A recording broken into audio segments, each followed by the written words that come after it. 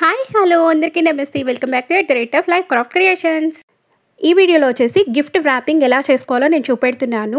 First మన దగ్గర ఉన్న గిఫ్ట్ సైజ్ చూసుకొని బాక్స్ అనేది సెలెక్ట్ చేసుకోవాలి. సెలెక్ట్ చేసుకున్న తర్వాత ఇప్పుడు నేను చూపిస్తున్నాను కదా, కట్టర్ తీసుకొని సెంటర్ పోర్షన్ ఏదైతే ఉందో బాక్స్కి ఆ పోర్షన్ అనేది నేను రిమూవ్ చేస్తున్నాను. అలా రిమూవ్ చేసే టైంలో విత్ డైరెక్షన్లో ఉన్న ఈ కార్డ్ అనేది మనకు ఓపెన్ అయిపోతుంది. అలా ఓపెన్ అవ్వకుండా ఆ ప్లేస్లో గ్లూ వేసి ఈ విధంగా నేను స్టిక్ చేసేస్తున్నాను. ఆపోజిట్ డైరెక్షన్లో కూడా సేమ్ సెంటర్ పోర్షన్ కట్ చేసేటప్పుడు కార్డ్ అనేది రిమూవ్ అవుతుంది కదా, దాన్ని కూడా మనము గ్లూ వేసి స్టిక్ చేస్తామన్నమాట. ఇప్పుడు చూపిస్తున్న విధంగా సేమ్ మనము ముందర దానికి ఎలా స్టిక్ చేస్తామో అదే విధంగా దీన్ని కూడా స్టిక్ చేసేస్తాము. ఇలా స్టిక్ చేయటం వల్ల మనకు బాక్స్ అనేది పర్ఫెక్ట్గా రిమూవ్ అవ్వకుండా కరెక్ట్గా సెట్ అయిపోతుంది. చూస్తున్నారు కదా, సెంటర్ పోర్షన్ రిమూవ్ చేసిన తర్వాత మనకు గిఫ్ట్ బాక్స్ అనేది రెడీ అయిపోయింది కదా. ఇప్పుడు లెంత్ వైజ్లో మనకు బాక్స్ అనేది కొంచెం ఓపెన్స్ కనిపిస్తున్నాయి, అబ్జర్వ్ చేస్తున్నారా? ఆ ఓపెన్స్ కనిపించకుండా కూడా మనము గ్లూ వేసి పేస్ట్ చేసేస్తున్నాం. గిఫ్ట్ బాక్స్ అనేది ఇక్కడితో రెడీ అయింది. ఇప్పుడు మనకేం కావాలి ఫైనల్గా?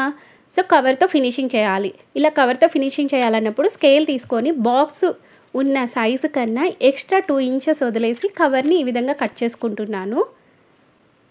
ఇప్పుడు చూడండి, గ్లూ వేసి నేను కవర్ని అనేది స్టిక్ చేసేస్తున్నాను.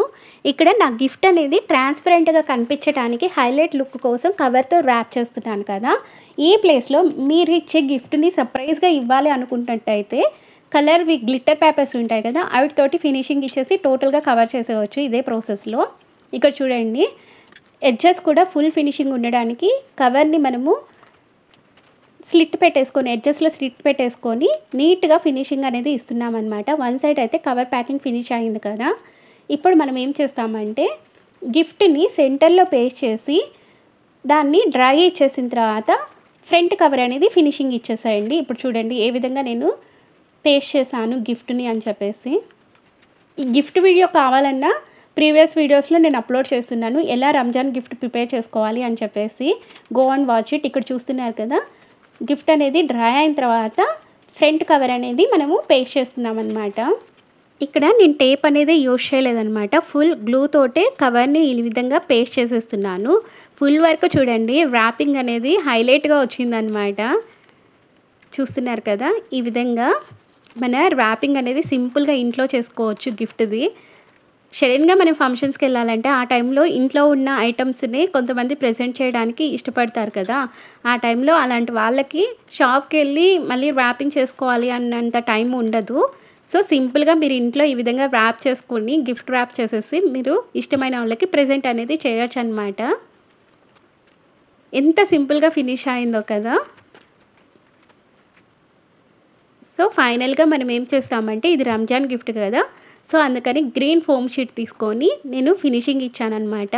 ఈ ఐడియా మీకు నచ్చినట్టయితే కమెంట్ సెక్షన్లో కమెంట్ చేయండి అండ్ సబ్స్క్రైబ్ చేయండి ప్లీజ్. వీడియో నచ్చినట్టే లైక్ చేసి సబ్స్క్రైబ్ చేశారంటే నాకు మోటివేషన్గా ఉంటుంది.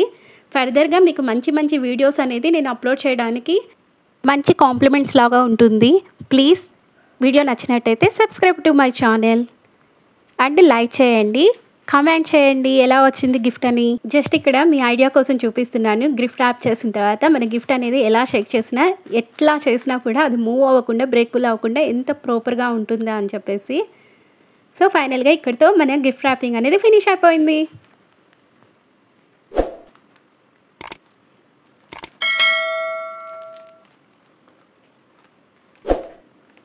మరిన్ని వీడియోస్ కోసం సబ్స్క్రైబ్ మై ఛానల్.